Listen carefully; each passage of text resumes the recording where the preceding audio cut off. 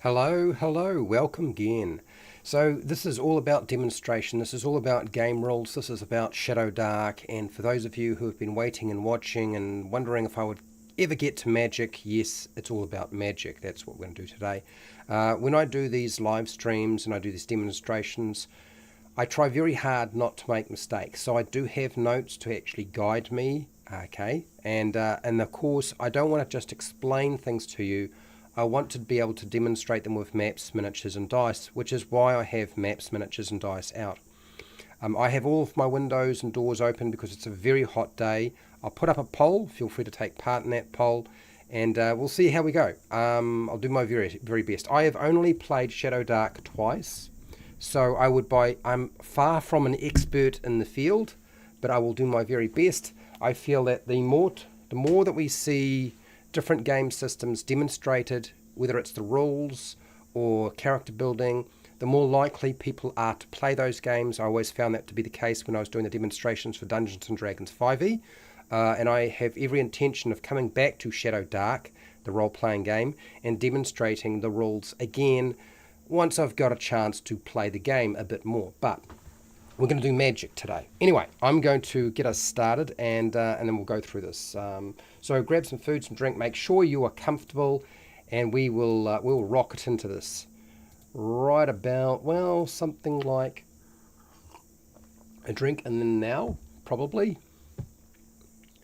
Hi, welcome to How to RPG. My name is Fred Wheeler, and today I want to talk about role-playing games. The role-playing game that probably excites me the most out of all the role-playing games that I've played recently is actually BECMI Basic Dungeons & Dragons, but close behind that is actually Shadowdark, because Shadowdark is very much based off Dungeons & Dragons, it's very much based off OSR, it's based off BECMI Basic D&D, and it's also based off Dungeons & Dragons 5e.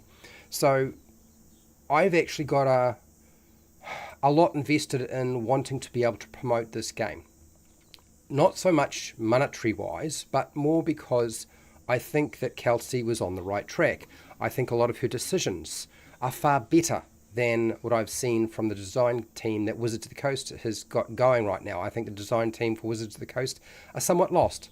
But I think Kelsey's done a really good job. Now, one of the things that makes any kind of game quite difficult to play is when you include magic. When you include magic, things get very complicated because magic is complicated. I'm going to get rid of the hat. I'm sorry, but it's too warm. I can't take it anymore. Okay, that didn't last long.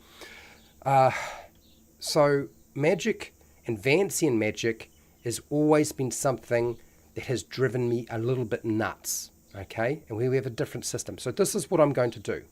I'm going to be jumping from my head cam to my desktop cam, demonstrating and showing you stuff, and then explaining why I think that a particular rule was done a particular way, or what it felt like when I was playing the game, what I felt like was working well. Okay, I don't want to spend a lot of time breaking things down and analyzing. I just want to be able to go over and actually demonstrate so that those people who want to play the game and are still struggling, trying to understand what's going on, because Kelsey's very sparse on information. She doesn't codify a lot of stuff in the rules. She doesn't give you a lot of information. She actually assumes quite a bit, okay? And so if you've never played a role-playing game, it might be difficult to get your head around some of this stuff. But often she leaves out things deliberately because they don't exist. They just don't exist. So if you've played the game, you might played other games, you might actually find this more difficult because you've got some assumptions that you're making, which don't exist anymore. Hello, Fred Huber. Thank you for being here. Hello, Ben Doherty. I believe we have met before. Welcome back. So you couldn't agree more, Fred.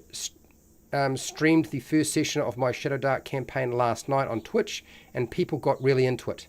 Great to see excitement for the system other than 5e. So one of the things I have discovered when I was looking back at the live streams for Shadowdark and then the live streams for Dungeons & Dragons 5e rules, recently, in the last year, should I say, is that Shadowdark is doing better. Hi, Ab. How's it going? How you doing? Hi, Ab Kamal. I've got your name butchered again. I know you've told me how to pronounce it, and I've screwed it up again. I'm not talking about Wizards of the Coast, rumors about Wizards of the Coast selling D&D. I'm not going there, okay? There is other channels that deal with the tabloid stuff. You'd have to put an awful lot of pressure on me to actually make me feel like I would be interested in talking about that sort of thing, okay? So I'm not, we're going for rules. So I'm going to break down spellcasting and the rules and then jump back and forth from my map. Let's do that now. Okay, cool. We're on. Let's do this. Okay, spell casting checks. So unlike what you're used to when you're actually playing this game, whatever game it might be, okay, is there's a spell casting check. Now I've explained how a spell casting check works. If we're doing a spell casting check for a wizard or a priest, it looks a little different. So let me just go here. Spell. Now I've demonstrated this before. Casting check, and I am just wanting to do this again because I know a few of you will have forgotten. I know that it helps me because I cover so many different rule systems. I kind of get lost in the weeds sometimes, so it's good if I actually cover these things and remind myself about which system I'm dealing with. Let's start with a wizard.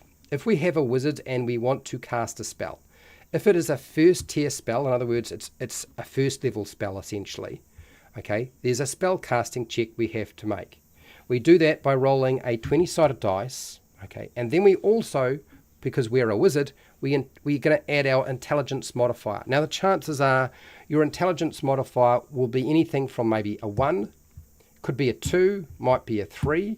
In this case, we're going to just say we didn't do that well and we got like a 2. Okay, it's quite possible to wind up with a 1, but let's just say we have a 2. Okay, so we're going to roll our 20-sided dice. I got a 1, which is not good. It's a critical failure. So we'll come back to critical failures. I want a different number. So let's say it's a 7. Okay, I'm going to move it to the 7. So let's say we rolled the 7. Got 7. We add the 2. What does that come to? That comes to 9.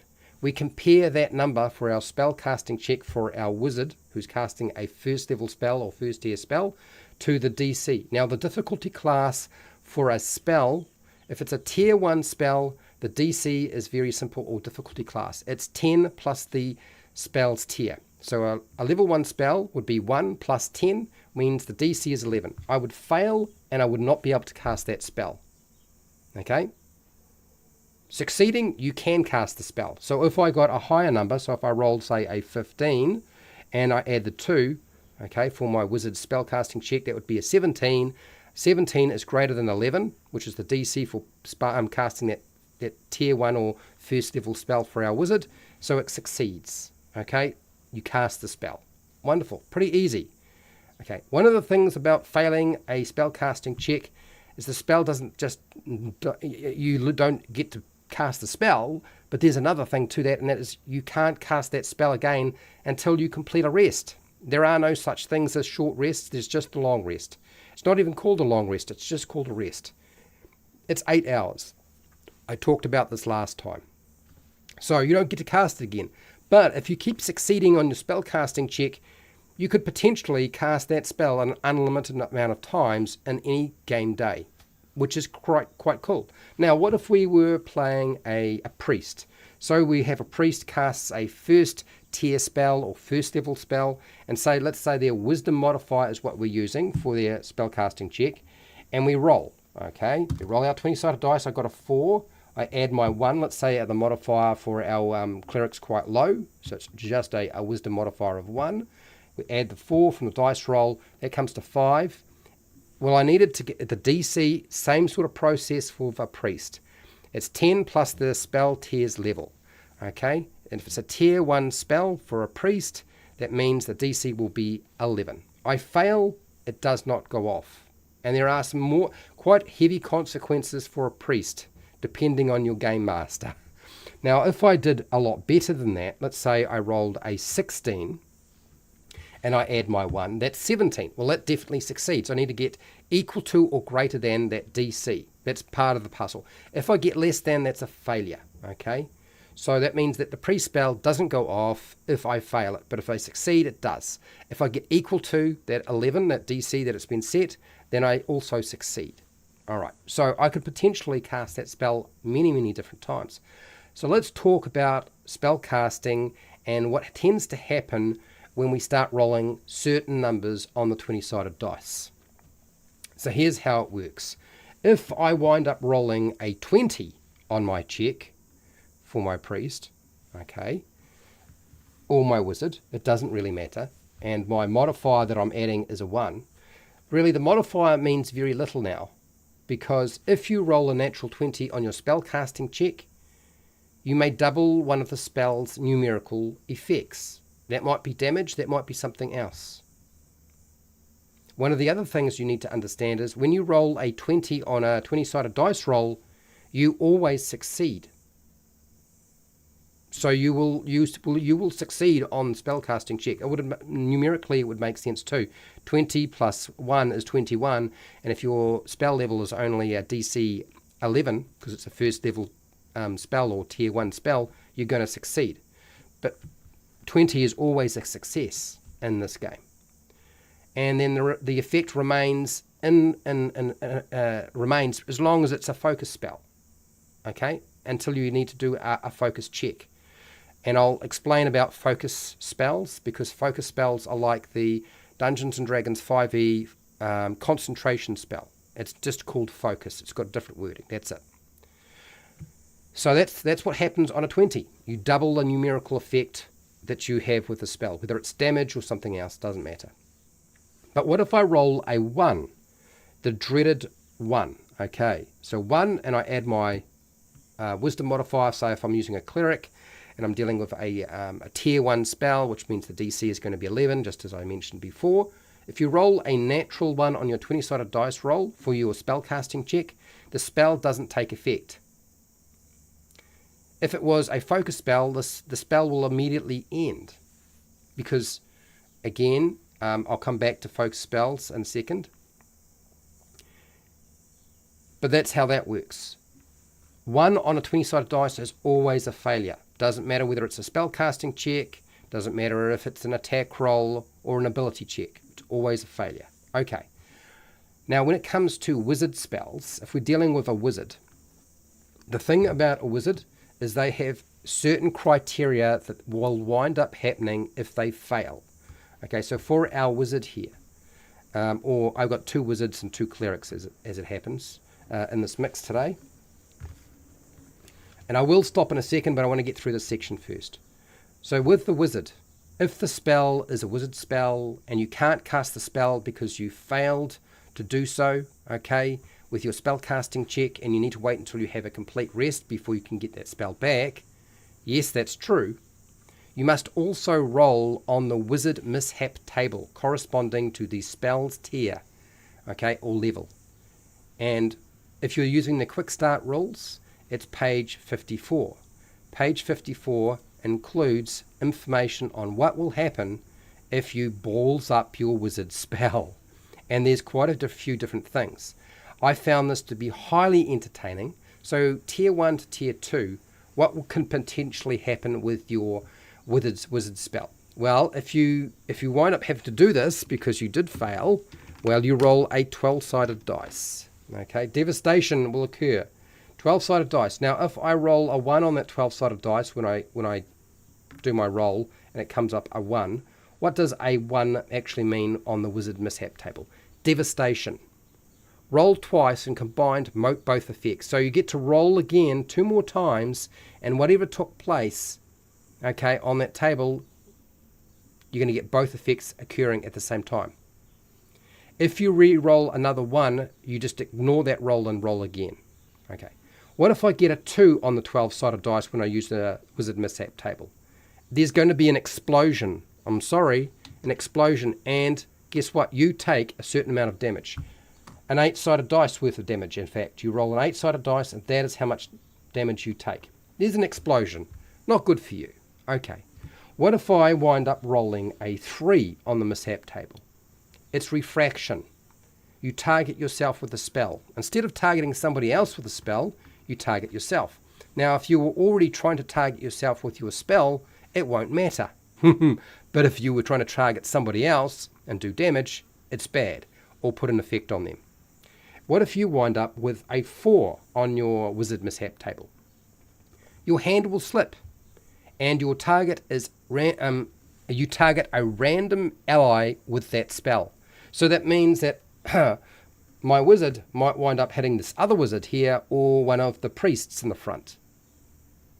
Well, whatever spell I was trying to cast, whether I was trying to cast that spell on myself or somebody else or an enemy, it doesn't matter. Okay, what if I get a 5 on the mishap table? Mind Wound. You can't cast the spell again for an entire week. Not just wait until you have a rest the next day.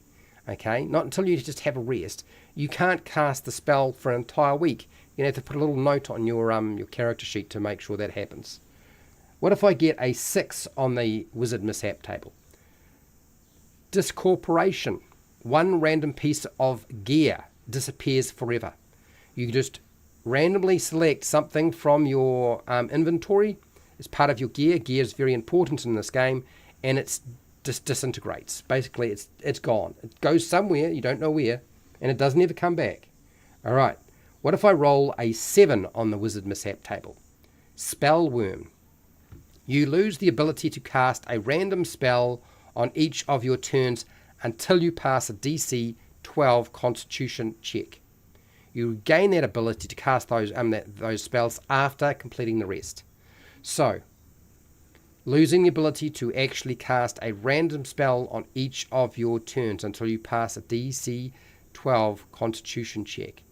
It's going to be bad. Okay, so you don't want to get that if you can help it. 7's not good. Right, 8. What if I get wizard mishap table 8 in the 12-sided dice roll?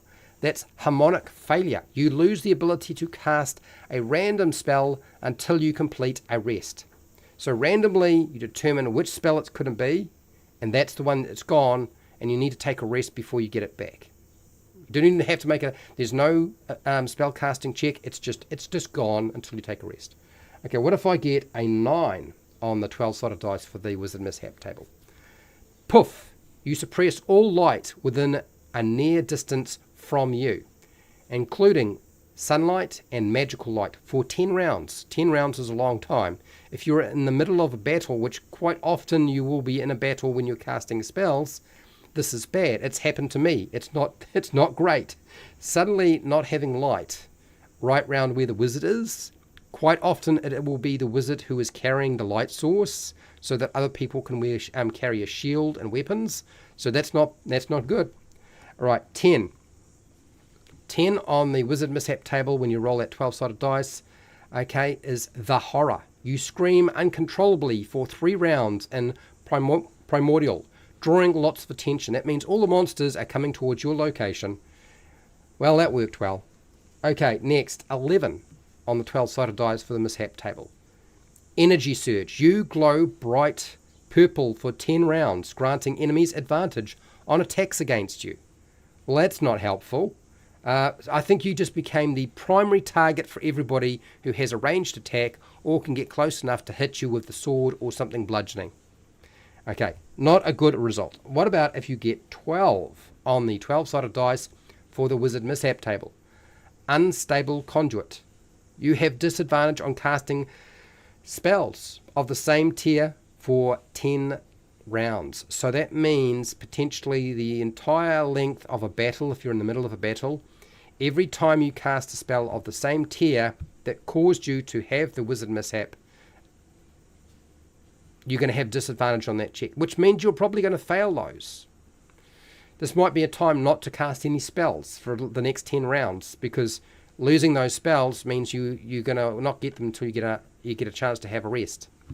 It's gone. She's a toast. Okay, so that's how the wizard works. But the priest is a little different. If I'm a priest and I actually fail my spellcasting check, different things happen. With a priest spell, if the spell was unsuccessful, your deity is greatly displeased and revokes your power. So essentially this is determined, what that means is you can't cast that spell until you complete a rest. But there's another requirement. You can't cast the spell until you complete a ritualistic penance to your deity. And on top of that, you also have to complete that rest. Now, that will be determined. The ritualistic penance for your deity is determined by your game master. Okay? You have to do this. This is the thing you have to do. So you have an additional thing that's going on. It's not like the wizard where you get all of these tables that you, this table that you roll on. No, there's something you have to actually do as part of the rest as well. Now, game masters determine the exact nature of the penance, and you must undertake that task for your deity that is determined by your game master and your alignment. And it requires, now, penance might be a holy quest. It might require some sort of ritualistic atonement, or some sort of material sacrifice, or you may have to donate money, or you might have to destroy something. So there's lots of things it could be. That makes things very complicated. Okay? All right. So what I wanted to say is I think by far this is one of my favorite types of way of using magic. It is not actually that complicated. It's actually very simple. You might be thinking, well, this makes magic way too powerful. And I would disagree. There are no such thing as cantrips in Shadowdark. There are no spells that you can cast infinitely. There's nothing that you have an unlimited use of. But there's always risk to using magic, which is really interesting. And the only time that things get even remotely complicated, if you ask me, is when you fail it and you're a priest and you have to atone. But it's always a really interesting atonement. Like, now I get to do a quest, kill a chicken,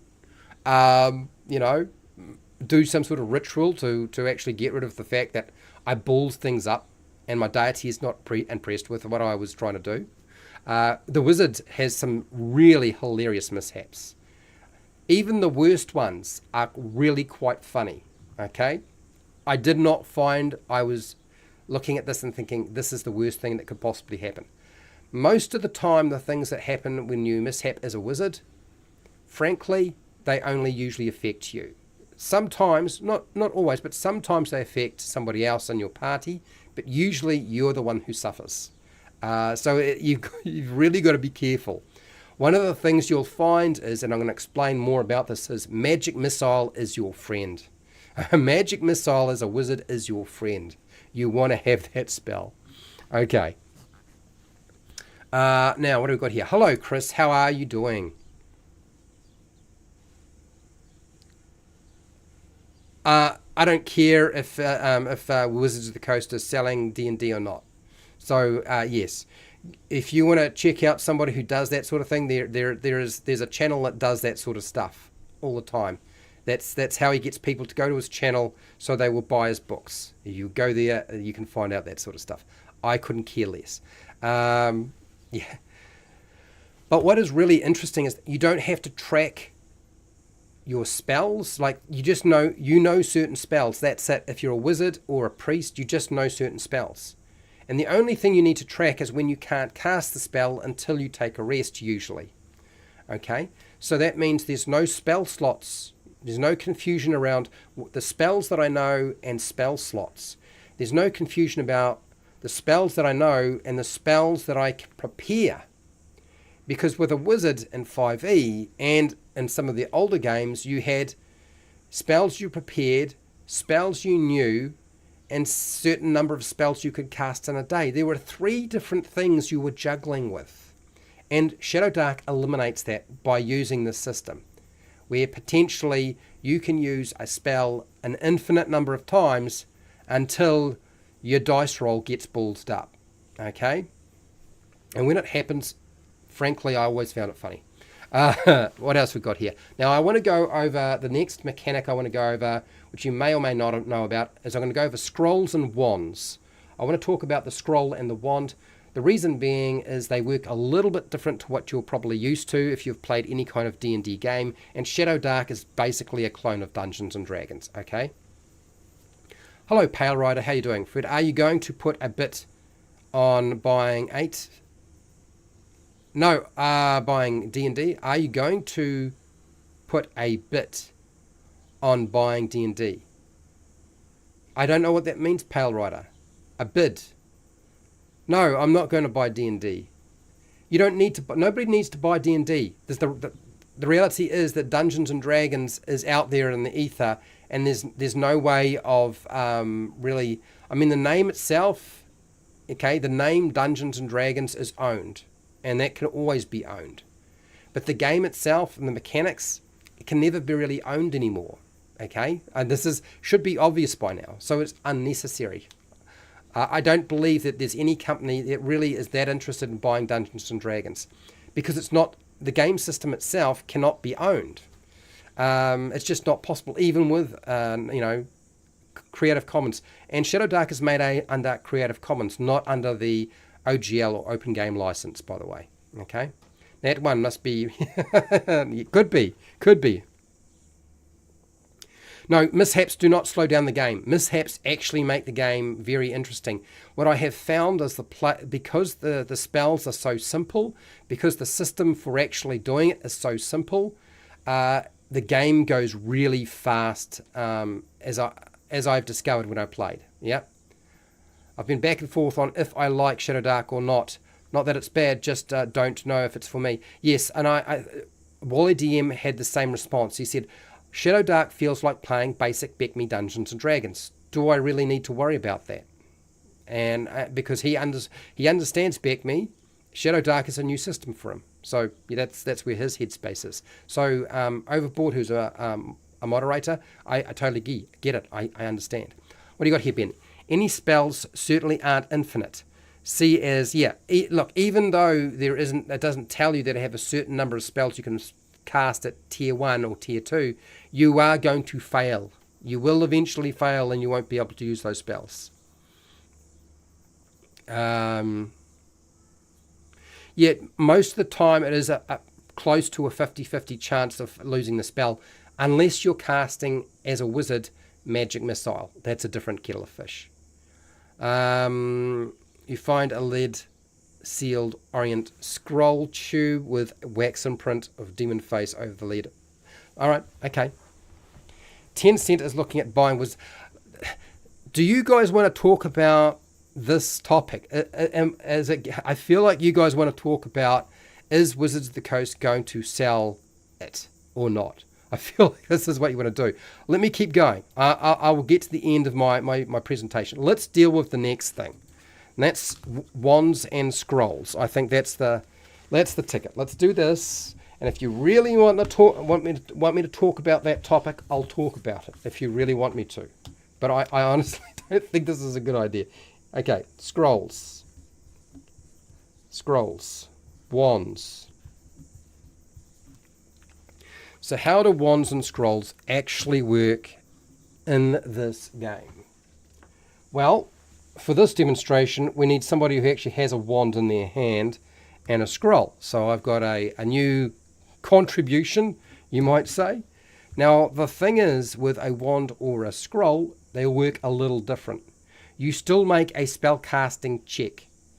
Whether it's a spell that's for a priest or it's a spell for a wizard, you're still making a spellcasting check. Now, with a scroll in this case, a successful attempt at the check for spellcasting. Okay, you roll your 20-sided dice, you add whatever. Okay, if it's successful, the spell goes off. If the spell fails, okay, the spellcasting check fails, then the spell doesn't go off. Very simple. But whatever happens, the magic writing disappears from the scroll and it ceases to work. In other words, the scroll can only be used once. Very simple, not hard to figure out. So that's the first thing. Let's just say this is a wizard in this case, and say their modifier is a 1, and we roll our check. Okay, I failed it, 5 and 1. It's, say, a scroll of tier 1. I needed a DC 11. I failed because I only got a 5. That's the end of that. It's gone. The scroll ceases to work, whether I succeed or fail. Doesn't matter. Okay? If I succeed, great. I got a 16 and a 1. Okay, in that case, it's a 17. It's definitely equal to or greater than the DC, which is 11. Now, with a wand, it's slightly different. Okay? With a wand, if you fail that check, Now, whether it's a critical failure or whether it's just a non-critical failure, so I roll a 3 and I add the 1, the wand stops functioning until you complete a rest. The wand will work again later on, but you have to complete a rest before you can use that wand again. If I get a critical failure, which you probably don't want to have happen with a wand, the wand will break and it permanently ceases to work. So no more wand. So when you're rolling that 20-sided dice, if you roll up that 1, okay, it doesn't matter what your modifier is. If you roll a 1 with a wand, it's broken, okay? You ballsed it up too much. The spellcaster, if they fail, also incurs a mishap. If you're a wizard, you'll have a mishap. If you're a priest, you'll have penance as usual. So those things still apply for failure. So that is how the wand and the scroll work. The next mechanic, and I'm not going to go over this too much with scrolls, and I think this is probably the simplest way I've seen scrolls and wands work in any game. Nothing complicated about it whatsoever. Focus is a little bit different. Focus is for spells that are focus spells. These are spells that keep lasting for a period of time. So hang on, let me just drop this in here. Focus. So let me explain what happens with the focus. First off, focus is very much like concentration in Dungeons & Dragons 5e, but for Shadowdark. The idea being that some spells have a duration that is longer than just one turn. So some spells last longer, and you can't cast another focus spell while you are focusing on a spell. So that means there's only one opportunity to actually cast a focus spell. If it is a focus spell, fine, you can cast it, but after that you can't cast another spell that's also focus. Why is this done? You know why. It's about game balance so that you can't stack too many spells all at the same time. You can end a focus spell at any time. It doesn't require an action. You can do it on somebody else's turn. You can do it on your turn. You can end your focus spell whenever you like. Now, to maintain a focus spell, you must complete a spell casting check at the start of your turn, as if you were casting a spell. So what that means is if you have a spell that is focus, you can't cast a spell that isn't focus, because you have to make a spell casting check. I believe that's the case. I could be wrong. Oh, is that right? No, actually, no, you should be able to. You should be able to. It's just a spell casting check. So at the start of your turn, you make your spell casting check to maintain your focus spell. But you could potentially cast a spell that is not a focus spell as your action. So that should still work. Now, if you succeed on that spell casting check to focus on a spell, the spell remains in effect until the start of your next turn, where you'll have to make another spell casting check. So you're constantly making spell casting checks. And as soon as you fail it, you lose the effect of the spell, and you won't be able to cast that spell until you take a rest. Okay? Depending on whether you're a priest or a wizard, there might be something else going on here. So you actually make the chance of losing that spell with a focus spell much more likely. It's going to come eventually. Now, failure. What if you fail your focus spell? What if there is a failure? Well, the spell will end. If you were focusing on that spell, you'll lose it. Okay? And now, what is it here? Do not lose the ability to cast a spell. Oh, okay. So it's only the first effect. Now, this is interesting. I've never actually cast a focus spell in Shadowdark, so I got this wrong. I do apologize. This is the problem when you're dealing with so many different systems. So if you fail the focus spell on the first attempt, you could lose the spell. But if you're focusing on the spell and you've already cast the spell, you don't lose the ability to cast the spell later on. Okay, all right, I get it. However, if you have a critical failure on the check to maintain focus, treat it as a standard critical failure. Okay, well that's not good. So do not roll a 1 on your spell casting check with a focus spell, because it's still going to be counted as a critical failure, even if it's just to maintain it. If you take damage, so if you get hit by somebody while you're trying to make a spellcasting check or focus on the spell and make a spellcasting check. If you get distracted in some way while you're trying to focus, such as an earthquake, you might have to make an immediate spellcasting check to maintain focus. So it doesn't state that you have to do a certain amount of damage, but if you do take any damage whatsoever, or you're distracted in some way, which is going to be heavily leaning on the game master in some way. Wow. Okay, so that's very, very different to what I'm used to with regard to a spell that you focus on or concentrate on. So it works a little bit different. Probably, I'm not entirely sure. I'm not entirely sure if I like this as a system. I think, if anything, it's probably better to have a system where as soon as you fail, you just lose access to the spell. I can see there being some confusion because it's not very consistent across the board. I guess that would be my only concern with that system. Yep.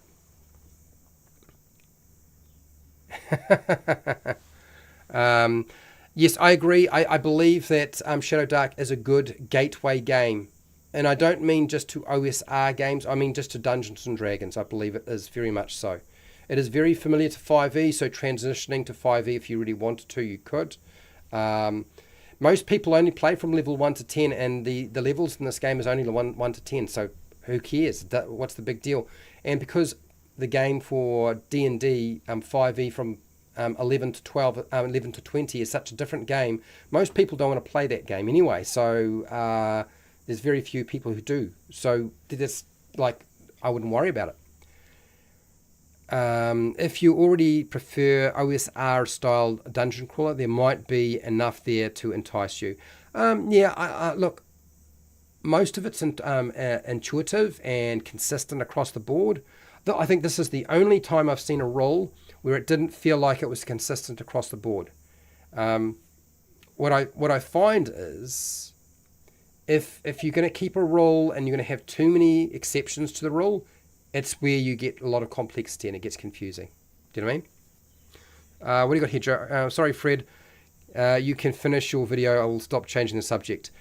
So, Joe, stick around. I'll talk about the topic. It's all right. Okay? Right, let's get on to the next topic. I want to actually demonstrate some of these spells.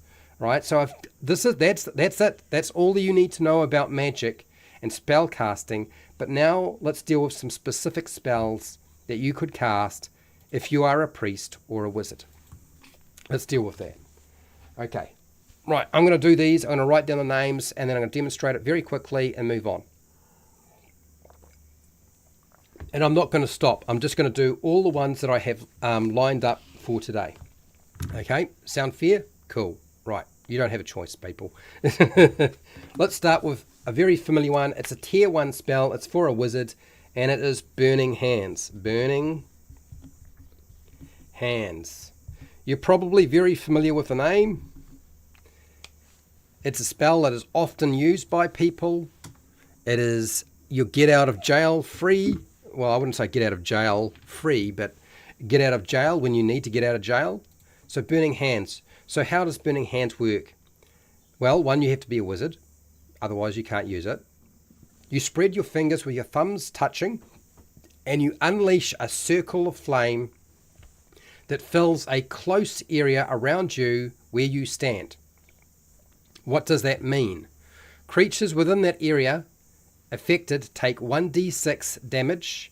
Unattended objects or unattended flammable objects will ignite and they're now on fire. Okay. If it's attended or on you, then it is not going to catch on fire. So that's a nice distinction. Very easy to adjudicate. So what does that look like? Well, first off, as a wizard, I would need to make sure I have a spell casting check to cast this. It's going to be a DC 11, as I've explained before.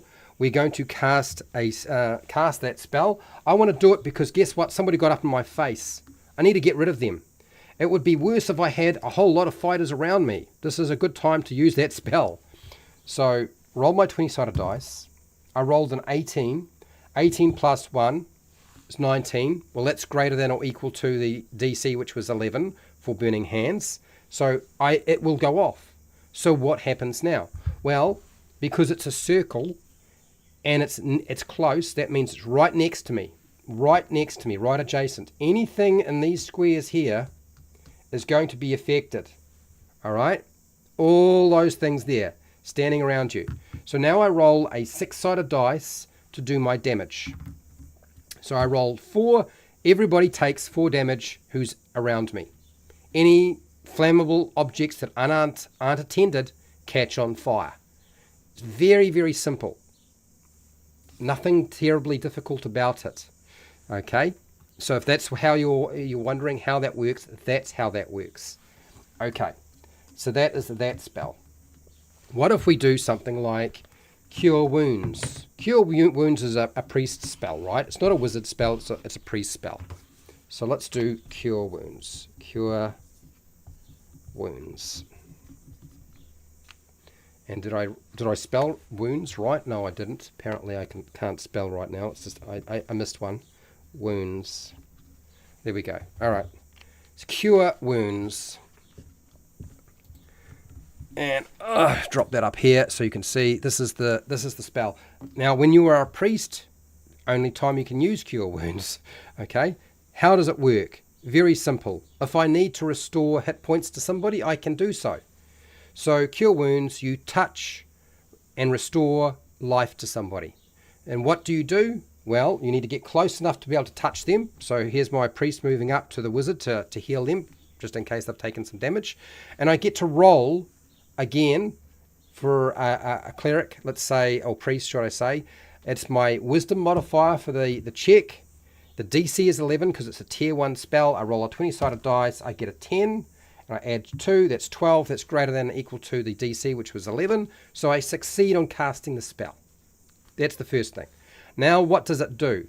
Well, I get a number of 6-sided dice that I get to roll to restore hit points. And that is 1 plus half your level. If I am a first level character, I round down to 0, which means I only get to roll 1 of these at first level. If I was second level, I would get to take half my level, which would be a 1, and then I'd add another 1 to that, that would be 2, but I'm first level in this case. So I roll just 1 of these, and my priest restores to the wizard 5 hit points. That's how many hit points they regain. It's a very simple spell, very easy to do. The great thing about Cure Wounds is it will scale as you play the game. As you become higher in level, you get better at casting Cure Wounds. You'll notice that Burning Hands does not scale. There is no scaling. It's an area effect spell. That's just what it does. There's no scaling for Burning Hands, but it does scale with Cure Wounds. What if I want to do something like Detect Magic? One of the problems with Detect Magic is barriers. And what Kelsey has done with Detect Magic and Shadowdark is eliminate the problem of barriers so that there is no confusion. So this is how our Detect Magic works for Shadowdark. There we go. So first off, you can sense the presence of magic within a near range for the spell's duration. Okay, whatever the duration of the spell is, that's what it is. If you focus for 2 rounds, you can discern its general properties. Basically, that tells you the general... It might not tell you if it's cursed, but it's general properties. But full barriers block the spell. So, again, if I am a wizard and I'm casting Detect Magic, I can do so. Probably wouldn't do that in combat if I can help it. But so this is our intelligence modifier, is a 1. I roll my 20-sided dice. I rolled a 6. Add 1, that's 7. I fail. I don't get to use Detect Magic. But if I rolled a 14 and 1 is 15. The DC is 11, so I succeed. Okay. First off, should be obvious now that Detect Magic is a focus spell. In other words, you're going to have to keep making, at the start of your turn, a Detect Magic spellcasting check to keep it going. Okay? If you fail the first one, you won't get to use Detect Magic again until you take a rest. But during your focus period, you will be able to, unless you roll a critical one, which I just went over, right? So what has it done? What it's done is it said, this is not just giving you the School of Magic, if that's what you're thinking about. This might be other properties the magic item has. So detect magic does what identify does as well, essentially. Also, full barriers block the spell.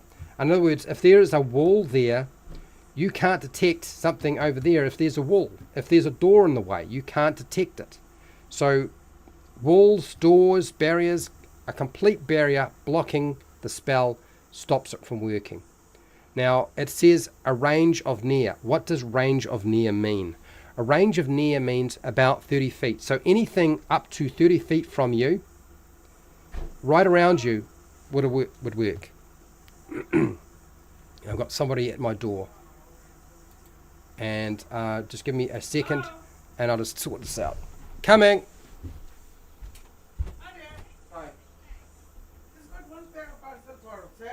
Number 6. Zero looks over here. Let's zero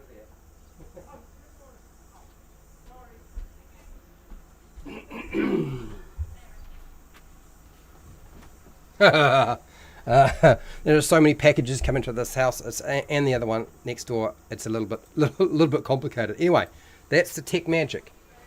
I like how they've worked out detect magic. Let's do magic missile. Magic missile is really interesting. I like magic missile and what they've done with magic missile because magic missile is nice and reliable. Normally you don't make a check, right, to use magic missile, but in this case magic missile is a check. But you've got a better chance of succeeding with magic missile than any other spell if you're a wizard, which is why you probably always want to take magic missile as a wizard in this game. So how does the Shadowdark magic missile work? You have advantage on your check to cast that spell.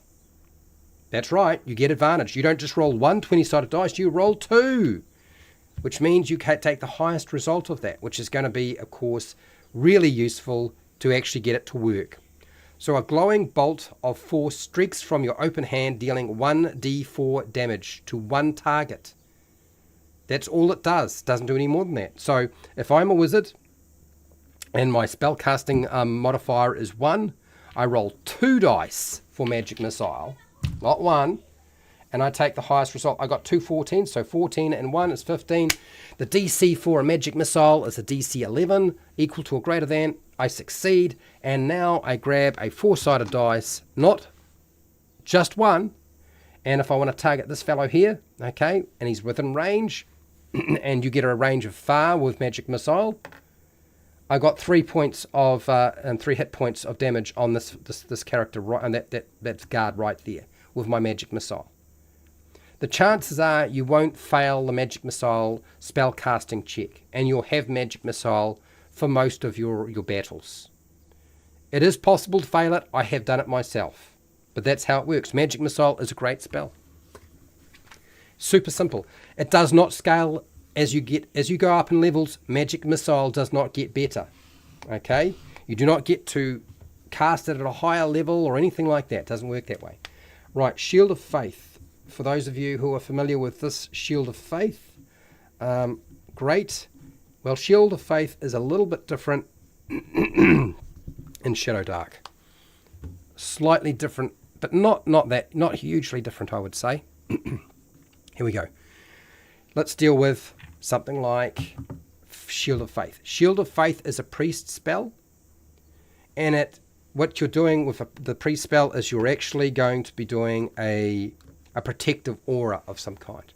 So a protective force, okay, wrought of your holy conviction surrounds you, and you gain a +2 bonus to your armor class for the duration.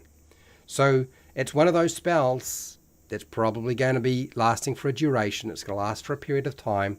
So how do I do this? Well, if my wisdom modifier is a 2, I roll 1 20-sided dice. I got a 5. 5 and 2 is 7. I'm going to fail it because I needed to get 11. It's a tier 1 spell. Okay? And then my DC was 11. 11 or more. But if I got a 13, 13 and 2 is 15, I would succeed. That means I get a +2 bonus to my armor class for the duration of that spell. Very, very useful. Very simple. and not overpowered. I wouldn't say that it's overpowered. I think it works perfectly fine. Now, this is one spell that definitely seems overpowered, and it goes back to how spells were functioning at a time when you only got a few spells. The sleep spell. The sleep spell in Shadowdark is just monumentally crazy. It is designed to do a very specific thing. It's supposed to be and designed to be effective at a particular time. And it's highly reliable too. Okay, let's have a look here. Sleep. And it has a huge area, which is another big factor. So if I want to cast sleep, I need to be a wizard. If you're not a wizard, not going to work. I also, if I'm going to cast sleep, I've got to be careful about how I use this. So, how do I do this? I can actually position the sleep spell. Okay, I can position it where I want it to be, which is kind of good. But I need to put myself in the right place as well. So, if I'm a wizard, I probably want to be pretty close to my enemy. There are no attacks of opportunity in this game, so I do not need to worry about moving forward and moving back and getting hit, because it doesn't work that way. So sleep. Again, spellcasting check for the wizard. Modifier, intelligence, maybe it's 1. And I roll a 20-sided dice. I do not get to add more than 1, just one 20-sided dice. I get a 16 and a 1 that succeeds. If I got less than, it wouldn't work. How does this work? It is very simple. The spell fills a near cube extending from you. So from your position, you put out a cube that is near in size. So that means that I can extend the cube if I want to this way and make a cube, and it will be about 30 feet. 30 feet by 30 feet, that's near in size. So 30 feet cube, I could affect a whole bunch of people. So you choose a number of living creatures. So you get to choose a number of living creatures in the area up to your level. So my level is only 1. So I get to choose in that area. I can pick one of them. Okay. Because I'm only level 1. They're going to go to sleep. That creature falls asleep into a deep slumber, and they have to be at least level 2 or less. If they are at level 3 or 4 monster, not going to work. Only works on level 2 creatures, level 1 creatures, or level 0 creatures. It needs to be a very low level creature. Now, if they suffer, so this one, say, falls asleep. If they suffer an injury, if they get vigorously shook, somebody comes over, their mate shakes them, wakes them up, spell's no longer going to work. If they get injured because somebody hits them or does damage to them, they wake up, provided they still have hit points left, that is. So that's how sleep works. Pretty decent spell. And of course it scales with time as well. Does that make sense? Definitely going to be really useful to you. Now I want to go over tier 2 spells. A selection, not all of them, but just a selection of them. And I will do that very shortly. But let's just have a look at the chat and see if there's anything I needed to say. Fred Hooper. I like scrolls that crumble to dust or poof in a harmless magical flame. Why not? Absolutely. Pale Rider. I play from level 1 to 36. I know there are some people who do. Original D&D went to 10th level. That's right. And this is what Kelsey has done. Is she hasn't gone beyond that. I've only made it to level 37 like 2 or 3 times. Well, you've been probably playing a long time. Original. Chainmail is not original Dungeons and Dragons. This is even I have not played original Dungeons and Dragons, but I know that chainmail is not original Dungeons and Dragons. Chainmail was used as the combat system to resolve combat for the original version of Dungeons and Dragons. And the problem is there are 2 versions of that game. There is Dave Arneson's version and there's Gary Gygax's version. Gary Gygax's version was printed first. Dave Arneson's version was never officially printed, but it does exist out there in the ether somewhere. It is around. Okay, Chainmail, the booklet itself, that combat system, was simply used to replace flipping a coin to resolve combat, or playing scissor, paper, stones. So Chainmail is not the original D&D. Okay, it is just the combat system. All right. Okay, we don't have a choice. Just sit here with our eyes taped open. That's right. Let me demonstrate. I'm doing the next one. So the next one I want to do is I want to cover tier 2 spells. I think tier 2 spells need some love, and she's done some really interesting things with tier 2 spells. Things that I frankly wish our designers would do for 5e, but that is very unlikely. Let's deal with Acid Splash. You've heard of Acid Splash.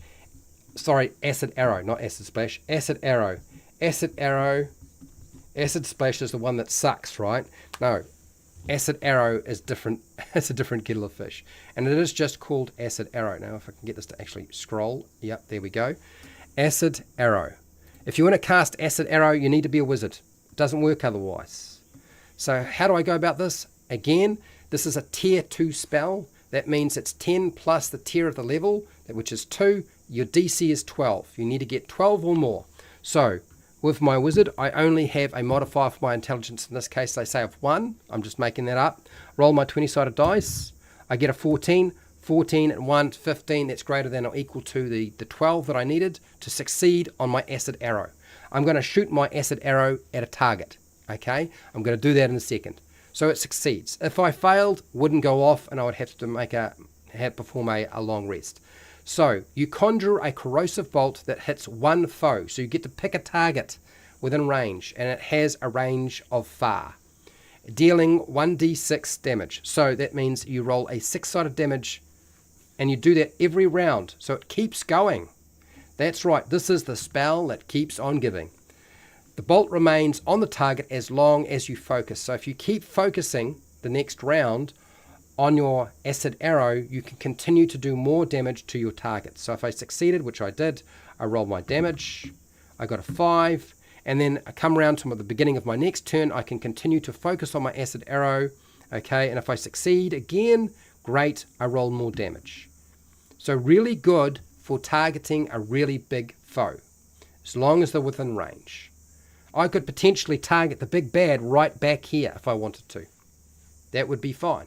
Not a problem. I can do that.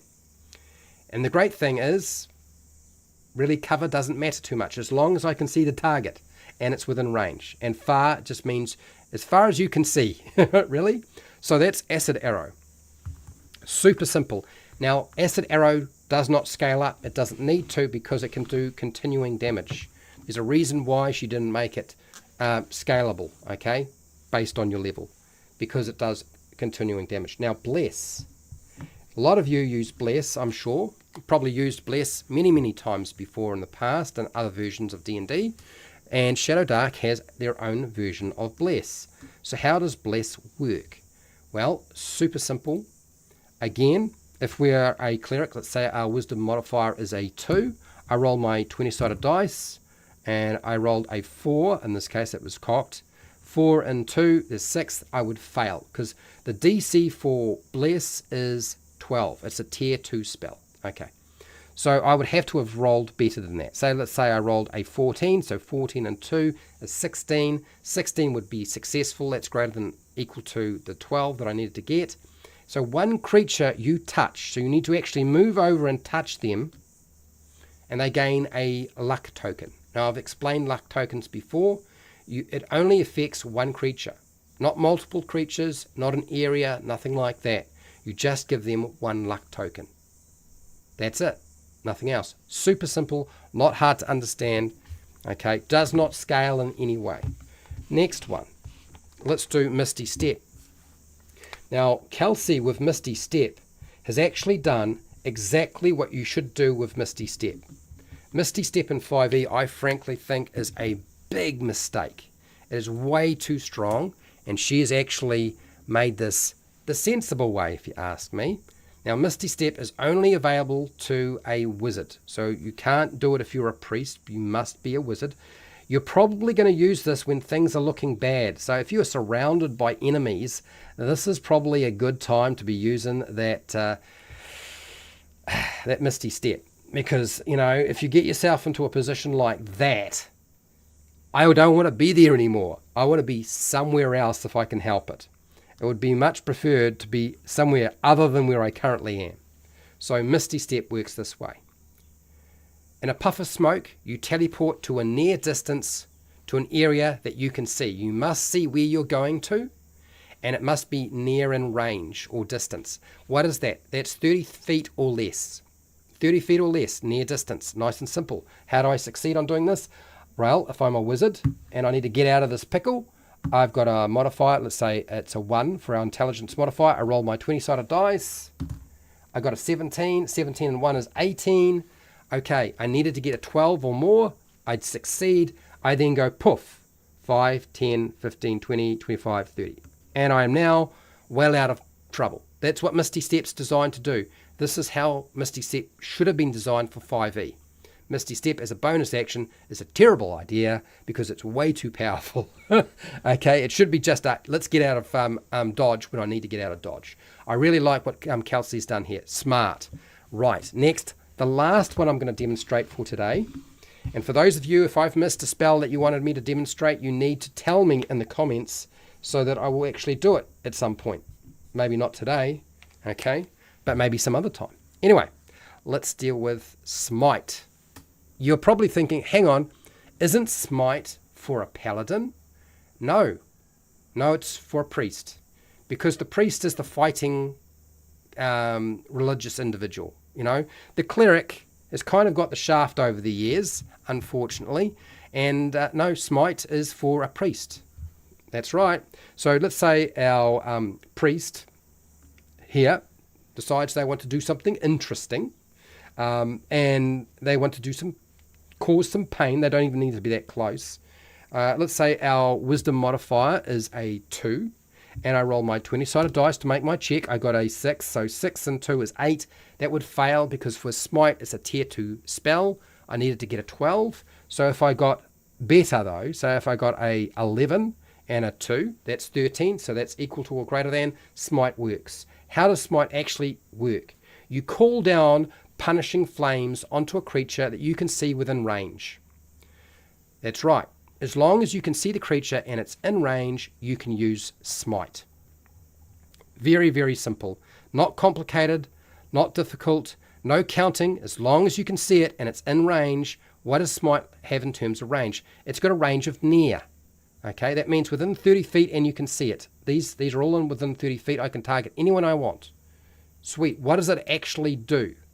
They take one target, one creature takes a 6-sided dice worth of damage. You just roll a 6-sided dice. I got a 5. That's how much damage. I decide I want to burn this one. This is going to get burned with flames. Smite is very much like Sacred Flame from Dungeons & Dragons 5e. Okay? The difference is there's no saving throw. There's just a spellcasting check. And the DC is 12. Okay? It does not scale. That's all it does. For those of you who are wondering, why does it not scale? Why does it not scale? I'll tell you why. Because there are hardly any hit points on characters or monsters in Shadowdark. You don't need them. So there's no point giving them a whole lot of extra stuff. You do not need to have a spell that scales in this case. Okay? All right. So that is my rundown for today on Shadowdark. Okay? Shadowdark, magic mechanics, how they work. I've demonstrated how the basics of spellcasting works, the spellcasting check, success and failure. We've covered things like wands and scrolls. We've dealt with focus spells. Okay, I've already talked about range, close, near, and far in the past. I'm not doing that again, of course. And we've covered a few different spells and demonstrated and shown you how they work. You'll notice that a lot of these spells don't necessarily scale because they don't need to. It's not necessary, not with this game system. If there are spells that you would like me to demonstrate and explain, I'll do my very best in the future, but probably not today. I'm going to bring this to a close, but I'm not going to go away because apparently I have somebody in here who wants me to talk about a different topic, and that is Dungeons & Dragons going to get sold? So I will come back in a second after I close this out, and I will do that. But I think right now I want to close off right here. And I'm going to take a piss break, a toilet break. if you might like to say it's a toilet break. So I'm going to take a toilet break. Okay. So I want to say a huge thank you to Kelsey, who's done a great job from the Arcane Library. Yeah, I really am impressed with Shadowdark. I think it's a great system. I will certainly return to talking about that game system in the future. I want to thank you for watching and listening, taking part in the poll. I really do appreciate it. For those people who've been in the chat, my patrons, they make it possible that I can keep doing this sort of thing. So thank you to Overboard, who's a moderator, Fred Huber, who's a patron. Thank you, Ben Doherty. Thank you very much, Pale Rider, for jumping in there and and commenting as well. I do appreciate it. I have Kamal, which I probably balls the name up of. Thank you for being here, Chris. I appreciate it. Great to have you here. Hopefully you've come to a conclusion. Now, with regard to the poll, have you used magic spells in Shadowdark RPG? 53% said no out of the votes that were made. Just watching, 33%. And yes, 6%. And sort of 6%. I knew that was going to be the case. I'll tell you now, Magic and Shadowdark is so much more interesting than I've seen in other versions. And I've played a few versions of D&D now. I like this system so much, I'm adopting it to my own homebrew game. And I probably will continue to do it that way until I find a reason not to do so. So, to everybody, no matter where you are in the world, whether it be the morning, the afternoon, the night, or the wee or early morning, please look after yourself, your family, and your friends. Be nice to your neighbours. And hey, till next time, keep rolling those 20s.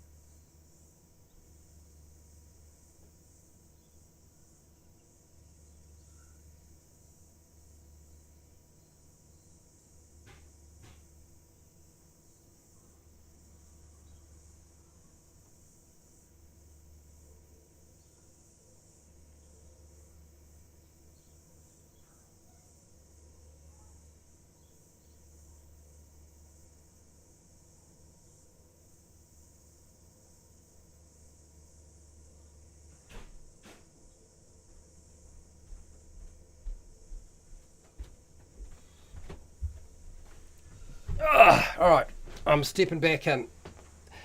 Someone wanted me to talk about a particular topic. I will talk about a particular topic. That's fine. Okay. Well, let's get it out of everybody's system. All right. No hat today. I'm not doing the hat. This is a bonus. I have not left.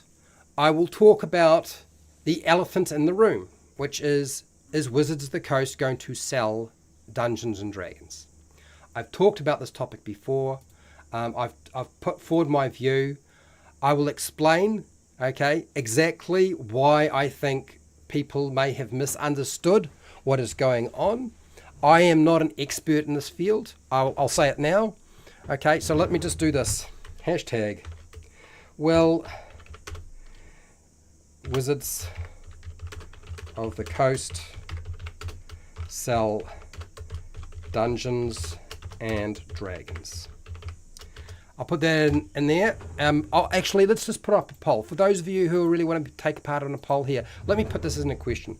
Will Wizards of the Coast sell Dungeons and Dragons? Okay. Sorry, will I'll put in this poll in. Let you guys respond to this while I present what I think is going on. And I don't pretend to Yes, no, undecided. I guess that's a response, isn't it? And then we'll do just watching, just like I normally do. Just give me a second while I just punch this in. All right. You wanted my view. You wanted me to talk about it. Fine. We'll do this. I'm not giving this stream another name or anything like that, because frankly, I don't want people coming to my channel thinking that I will talk about this stuff usually. But I will. I have already talked about it. I talked about it last year.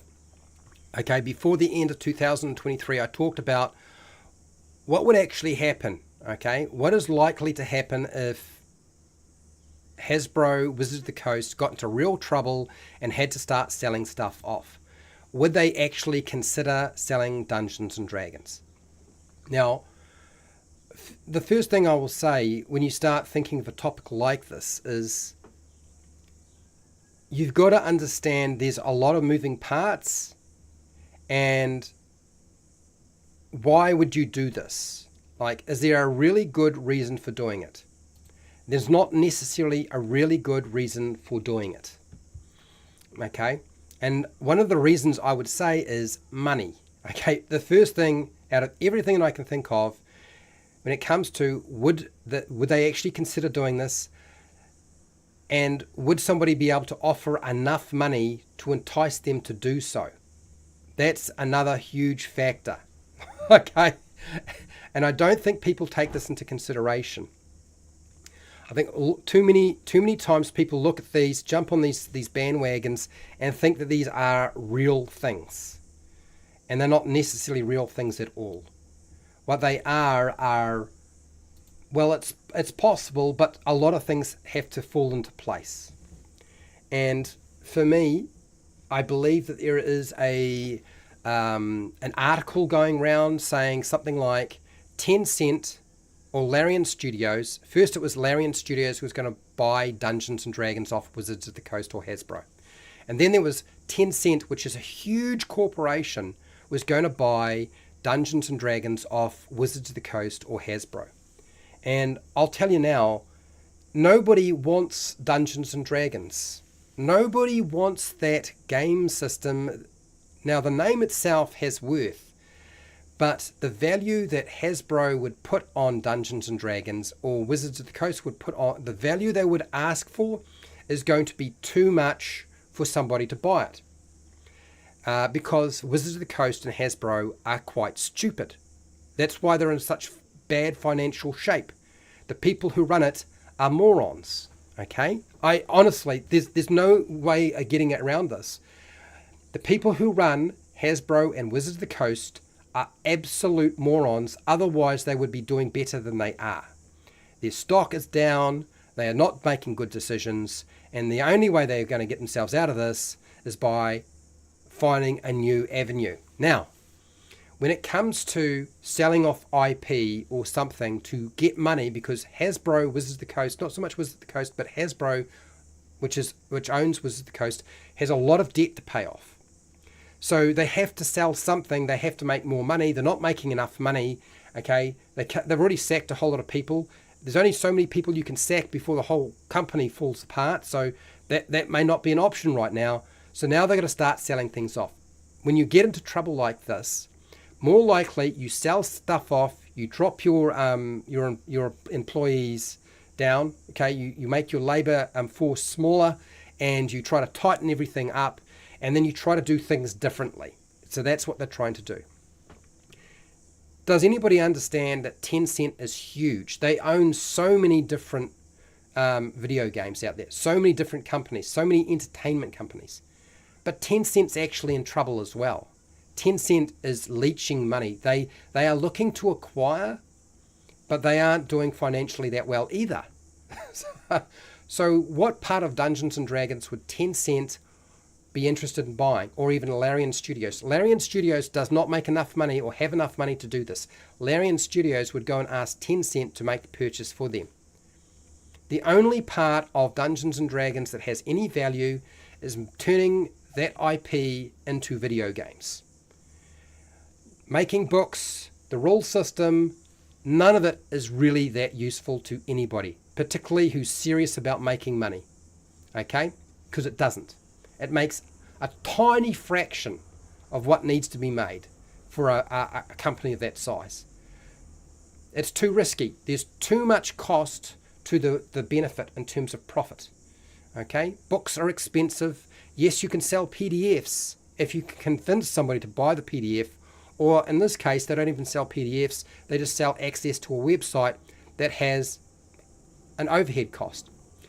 So the only value is to sell the rights to the video game of a Dungeons and Dragons game. Now, maybe that's what they could sell, but to sell the whole thing, Dungeons and Dragons, to another company, it ain't going to happen because nobody's going to want it.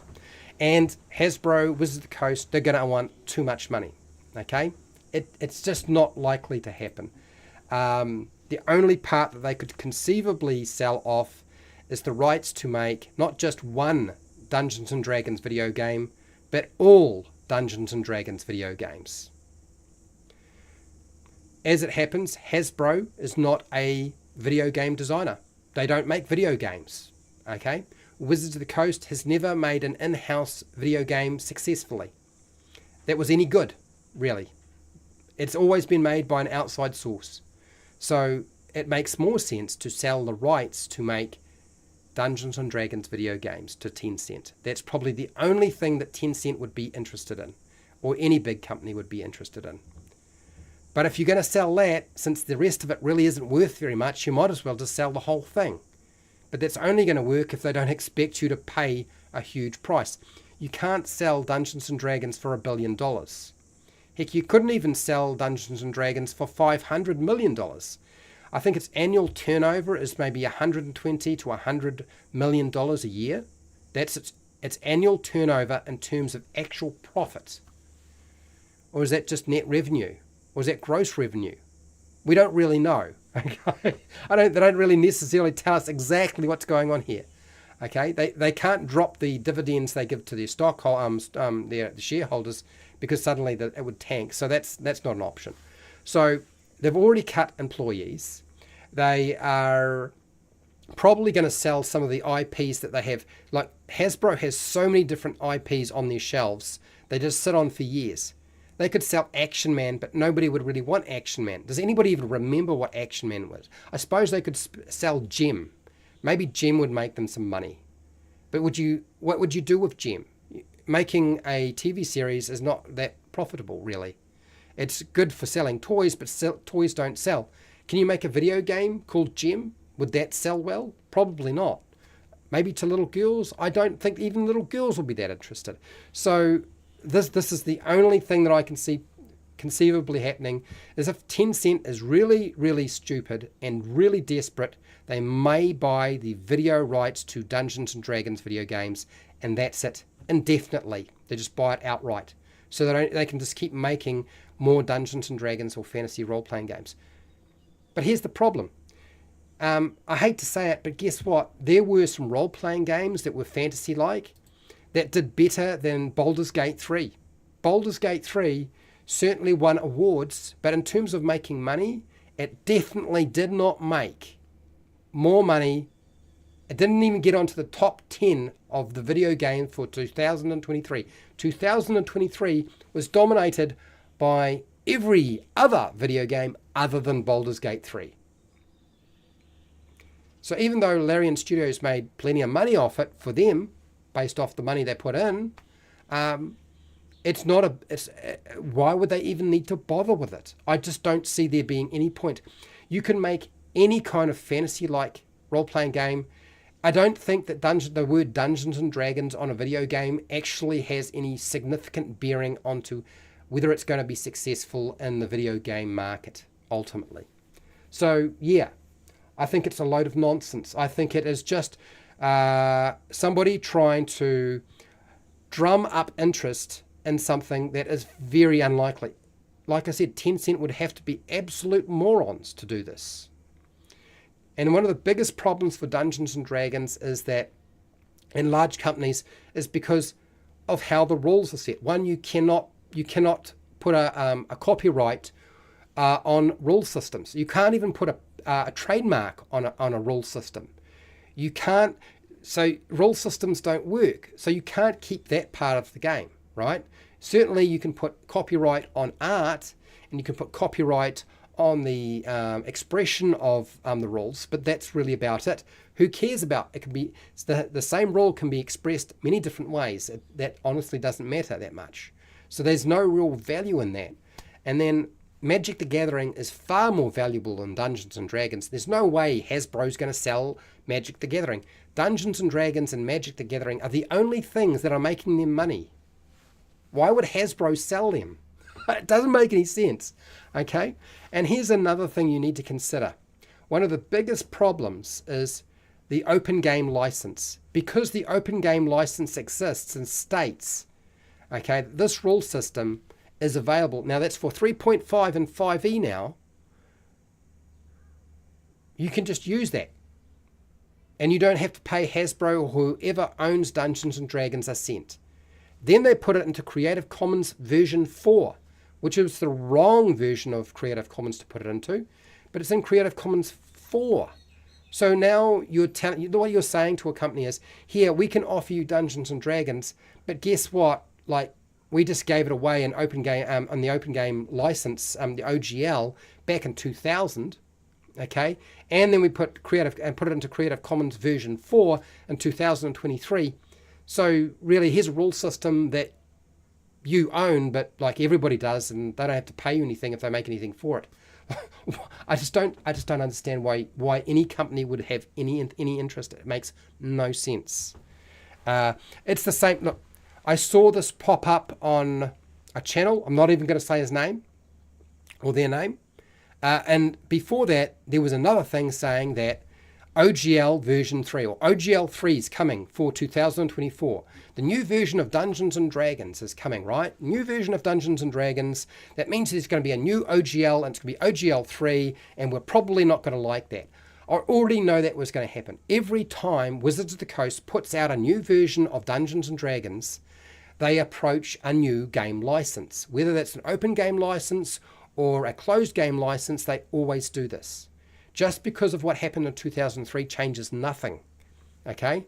There's a reason why I never went back to promoting their stuff exclusively. Because they do the same thing over again. It's not news, people. It might seem like news, but it's not. So, yeah. And it's one of the reasons I don't want to have a clickbait video or a clickbait title to get you to come and watch something which is a load of bullshit. Because it's nothing new, okay? It's pointless information. So, chat, what have you got here? It would be good for D&D if they do. Do you really think that selling Wizards, if Wizards of the Coast or Hasbro sold Dungeons and Dragons to somebody else, do you really think it would be beneficial to you? I'll tell you what would happen if it got sold to Tencent. Tencent, if that bought D&D outright, wouldn't even bother with printing the books. Wouldn't even bother the books, the game system. It has no use for that. It's actually going to make them very little money. The only thing they would be interested in video games. So that means that third-party publishers are the only ones who are ever going to publish books or put out rule expansions or adventures or modify the rules, which, frankly, they're going to do anyway, no matter what Wizards of the Coast does or Hasbro. Okay, that's going to happen no matter what. So, no, I don't think it would necessarily be better. I just think you would just have, the person who owns Dungeons & Dragons not necessarily being very interested in the books and the PDFs. Maybe they would keep it for the small amount of money that they could make off D&D Beyond. D&D Beyond doesn't make that much money. Not really. It made a lot more until recently. Last year, they lost quite a bit of interest in that. I suppose they could say, okay, well, it's, if it's going to make us 100 million or 120 or 150 million, maybe we'll take it off your hands for 400 million, maybe 200 million. That's really all it's kind of worth. I don't think we need to sell it for any more than that. I don't think that Hasbro or Wizards of the Coast would go for that. I honestly just don't see it happening. Ben, I'm off to bed. No problems. From what I understand, heard, yeah. It's a poorly translated article, absolutely. Yeah, Tencent is looking to buy exclusive video game rights to IPs, and I do not believe that D&D is a big enough IP for them to be interested in. Yeah, and there's no way. So I have come out that there's no way anybody's going to be convinced by the price that Hasbro would ask. We're going to so many clickbait videos. Yes, there are going to be so many. This is the new way. Yeah. I'm not going to. No, I'm not going to. No. Why do I need to? Why do I need to mention that channel? There are other channels that are doing this as well. I'm not going to mention their channel. I don't care about what they do. Frankly, I think what they do is a waste of your time, and unfortunately, very easy for people to get sucked into. I see no value in it whatsoever. Anyway, I'm going to end this poll, and yeah, so undecided, 60% of 5 votes. So not that many people voted anyway. It's not that many people here anyway. So I wasn't advertising this as a topic as such. So yeah, I'm done. Tomorrow, I'll come back tomorrow, and I'm going to be redesigning the elf race, halfling race for Dungeons and Dragons 5e. Sorry, I got gas. So redesigning tomorrow. I will probably be starting about 11 a.m. in New Zealand time. I don't know what that is in your own time frame, but if you're in my time zone is New Zealand. Okay, New Zealand Standard Time. I'll be starting at 11 a.m., which is a little bit, I guess, later or earlier, depending on what you're thinking, depending on where you are in the world. Anyway, I'm going to get out of here. All the best. Keep rolling those 20s, and bye-bye.